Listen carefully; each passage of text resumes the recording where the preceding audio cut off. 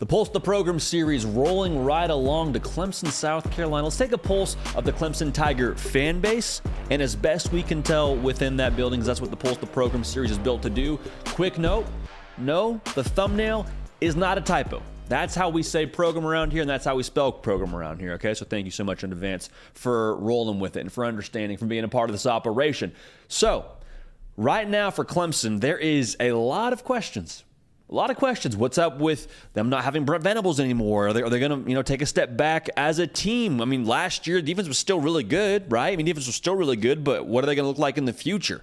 NIL, is Clemson doing what they need to do on the NIL side of things to recruit how they want to recruit? What's going on when it comes to their, activity in the portal or the lack thereof? Because Clemson has built these expectations for their fan base, and it's a luxury, and I think is very, very much so fair to say when you win the way that Clemson has won, making the college football playoff 6 years in a row up to 2020, and then not having made it since. That's why you have those questions around those variables. When you do things Dabo Swinney's way, they're going to be a little bit unorthodox. You're not going with the rest of the crowd, and they don't mind that. They're fine not going with the rest of the crowd. They're fine doing it Clemson way. That's okay with them, but you start to hear some of these questions. The murmurs get a little bit louder when the results start to tail off just a little bit. So the pulse internally and the pulse of the program and the pulse of the fan base is the same. The pulse of the program at Clemson is, we're still here. Just like that Drake song, I'm still here, dog. Like, that's how they feel right now. Because they still have won the ACC 7 of the last 8 years. They still have a 5-star quarterback for them. It was DJ Uiagalelei. Things didn't work out how you would have hoped they would when he eventually signed with Clemson, and I think there's more to that than what meets the eye. But you got Cade Klubnik now, and Cade Klubnik put on a clinic against North Carolina. They feel really good about what he's going to be for them in 2023. They still have that standard right there with him playing quarterback. And with that standard, they have the same expectations from the fan base of, we still expect to win the ACC, again, like we have very, very frequently, and we still expect to compete for national titles. The standard internally at Clemson has not changed. Like I said, we're still here. We're still expecting the same thing from ourselves within this locker room. Just because we haven't made the playoffs since 2020 doesn't mean we're not still expecting that. We're not lowering the standard because we haven't achieved the standard in a couple of years. The standards are extremely high, and you earn the right to have high standards at Clemson. You earn the right to have high expectations.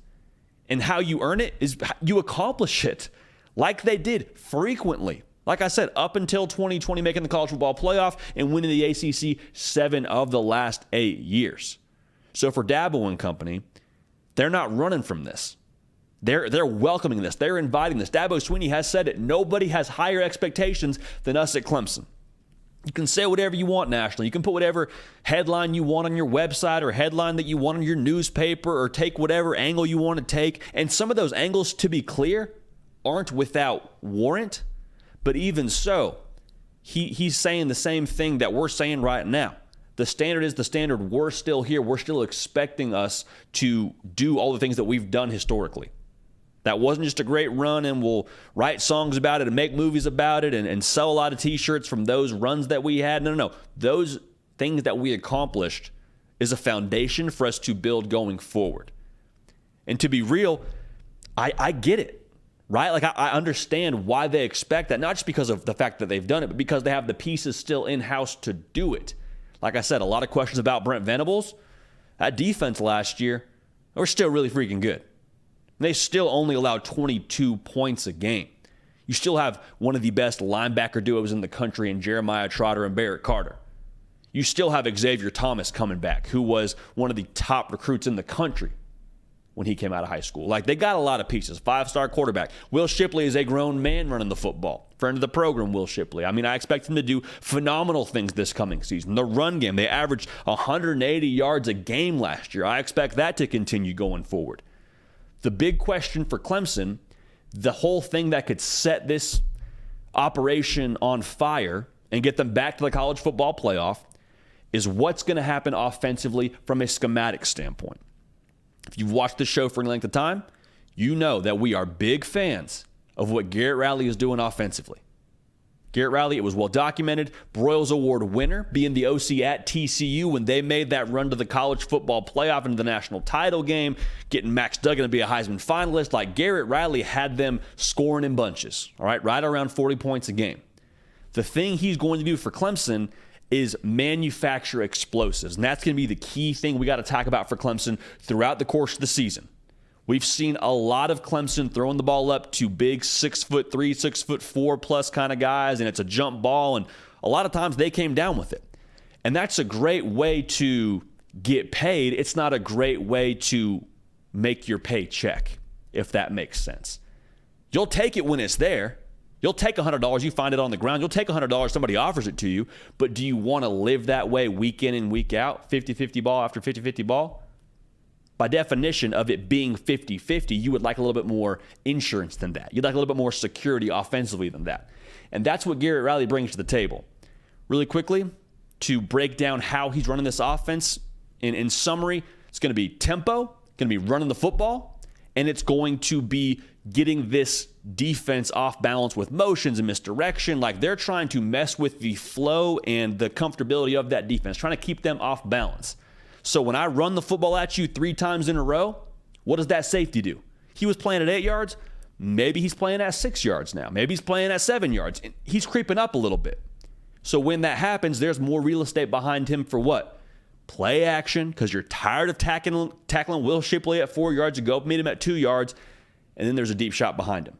So before, where you had a receiver that had to win, he had to have elite speed to win one-on-one, now you create more real estate for that maybe 4.6 40 guy to win at, or a 4.5 40 guy to go win at.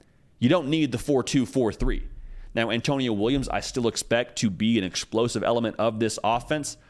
Freshman wide receiver for them last year who absolutely balled out. You had to know where zero was on the field at all points in times if you were playing against Clemson. I think they've got some guys that are going to be more healthy this coming season that are going to help contribute to that. Adam Randall is a guy that Dabo Swinney has spoke glowingly about.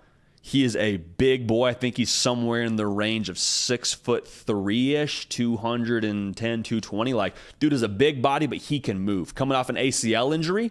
And the thought is that with him being able to now have a little bit more time pass since that ACL injury, he's going to be able to burn a little bit. Going to be able to get up on his horse and really create some separation. So having speed, having the scheme in place to create more explosive plays for Clemson, I think it's going to lead to more points a game. And that was really kind of the hamstring for them last year. Like, Clemson won the ACC title last year. They didn't throw for more than 300 yards in any game but one in the regular season.